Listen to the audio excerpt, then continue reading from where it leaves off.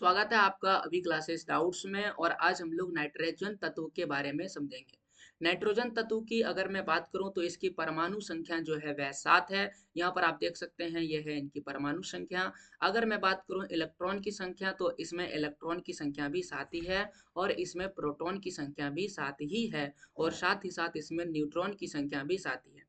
यानी नाइट्रोजन में परमाणु संख्या, इलेक्ट्रॉन संख्या, प्रोटॉन संख्या और न्यूट्रॉन संख्या सभी 7 ही होते हैं।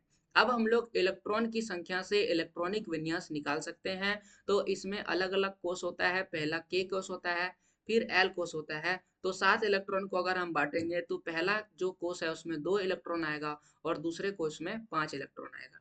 अब हम लोग बात करते हैं इसकी परमाणु संरचना का व्यवस्था चित्र।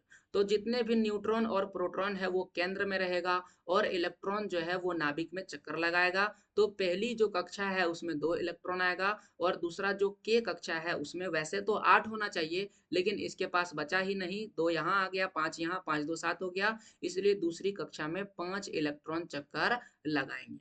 अब इनको 3 और चाहिए अपने अष्टक को पूरा करने के लिए, इसलिए इसकी जो संयोजकता है वो 3 हो जाएगा। चूंकि 3 ये ग्रहण करेंगे और इसीलिए इसका जो कह सकते हैं आवेश है वो 3 माइनस हो जाएगा। अब परमाणु द्रव्यमान का बात करते हैं तो कार्बन का परमाणु द्रव्यमान है, और सॉरी नाइट्रोजन का परमाणु द्रव्यमान है 14। तो यहाँ पर आप नाइट्रोजन देख सकते हैं। नाइट्रोजन के स्पेलिंग है NITROGEN। नाइट्रोजन मैं आपको हिंदी में लिख के दिखा सकता हूँ। कुछ इस प्रकार से नाइट्रोजन हम लोग हिंदी में लिखते हैं और इसका परमाणु द्रव्यमान यहाँ पर लिखा हुआ है 14.0067। सहूलियत के लिए जब भी आप न्यूमेरिकल बनाइएगा, न्यूमेरिकल का क्वेश्चन सॉल्व कीजिएगा तो 14 ही आपको लेना है।